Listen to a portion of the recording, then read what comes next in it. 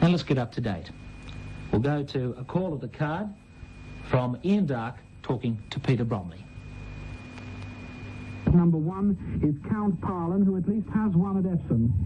Yes, a live outsider. He's about 25 to 1 at the moment. He won the Blue Ribbon Trial Stakes at Epsom. He's tough. He's very, very genuine. He's just lacking a little bit of class, although he did win the Futurity last season as a 2-year-old and showed great courage.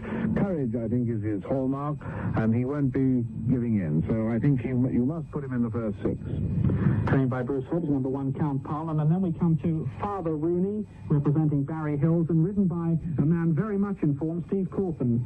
Well, Father Rooney is slightly inexperienced. He showed that when he was second to Super Sunrise in the Chester Vase in May. He ought not to have been beaten that day, but Super Sunrise took him close home and he couldn't quicken. I don't really fancy him very much. Now, what about Fitzwarren? I suppose the same thing would apply, very much an outsider. 250 to 1 is on offer. And about the same price, Florida Sun. In fact, I think you'll get a bit more about him. Florida Sun is a wild outsider, and he finished last to Simply Great in the Mercadante Stakes. I think his chance is remote. So if you've drawn those two in the Office Sweepstakes, well, hard luck. But then we come to another one where you'll be rather lucky if you pull this one out the hat. Number 5, Golden Fleece from Ireland, ridden by Pat Ebery, trained by the great Vincent O'Brien, owned by Robert Sangster. Golden Fleece must have a superb chance, Peter. Yes, unbeaten in all his races. The winner over a mile as a 2-year-old, and he's won the Barrymore Stakes at the Curragh, and he won the Nijinsky Stakes, showing tremendous acceleration and completely outclassing the opposition.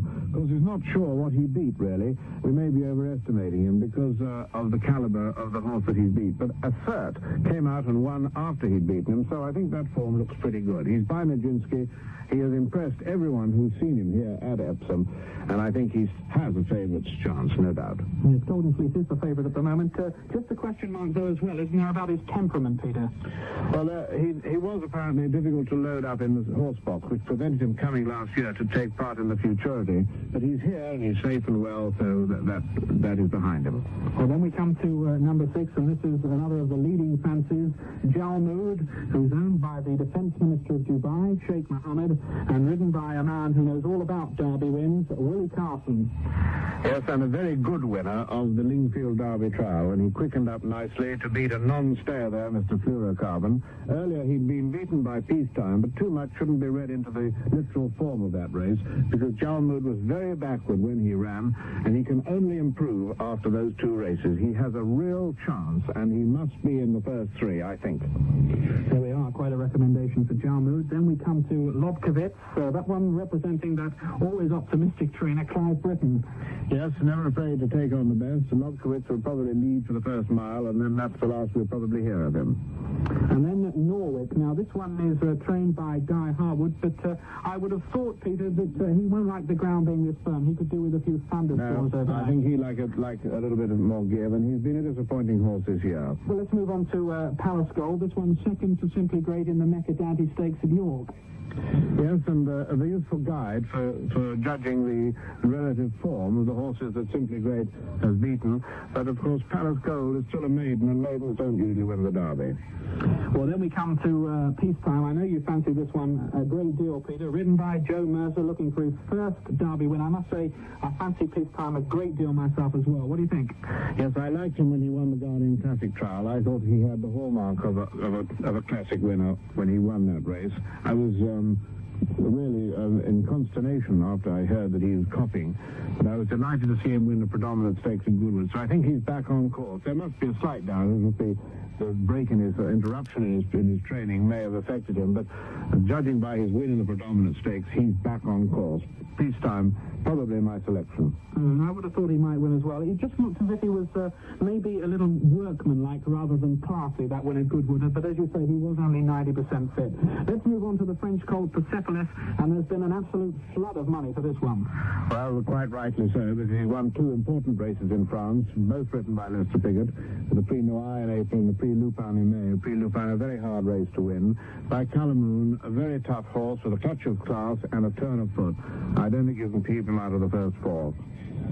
Blade, Philip Waldron. 100 to 1. He won a maiden race at Bath in May. No real Derby form now. And a lot of people have been writing nice things about this one. Rockamador, which finished 4th in the 2,000 guineas, and you know what they say, 4th in the guineas, 1st in the Derby. Yes, but his pedigree doesn't exactly give you confidence, but he's a tough sort of horse, and if there's going to be a surprise, it could be Epsom's day, and Rockamador might be the one to create a surprise. Ridden by Shergar's jockey, of course, Walter Swinburne. And then one I like as an outsider, got a temperament problem, but smart form, Silver Hawk. Yes, he was unfortunate in the 2,000 guineas. He was drawn on the wrong side, and that really put paid to his chances. He ran pretty well to be fifth, but I didn't like the way he took the preliminaries. He was very sweaty. What about Super Sunrise, the one Leicester could have been on, but of course it's ridden now by Eddie Hyde. It's a tough outsider, this, and will certainly stay. He'll be running on when lots of them are finished, but I don't think he just quite has the edge of class, but he's a tough egg. Maybe wanted a little bit further than a mile and a half. Then Tidworth to 2, Brian Rouse. 100 to 1 about him.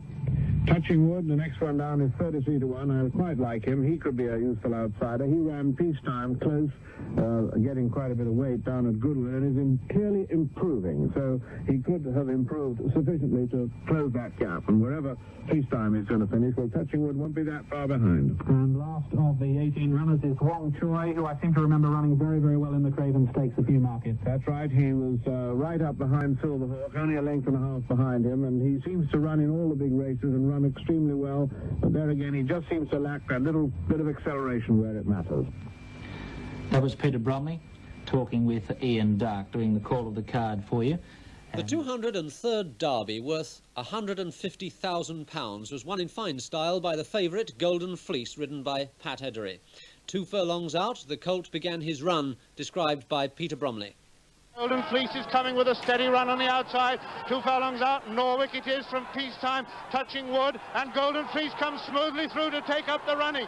And it's Golden Fleece for Ireland, and with a furlong to go, it's going to be Golden Fleece for Ireland. They have a furlong to run. Touching Wood hanging on in 2nd place, Norwich is 3rd, and then Persepolis finishing fast. Golden Fleece is the one now that they've all got to catch, and Golden Fleece is going away. Golden Fleece wins the Derby. In 2nd place, Touching Wood, Silver Hawk and Persepolis 3rd and 4th. Golden Fleece, owned by Robert Sangster, is the 6th Derby winner, trained by Vincent O'Brien in Ireland, and a 2nd Derby winner for jockey Pat Edery. And the result again, first the favourite, Golden Fleece, 3 lengths ahead of Touching Wood.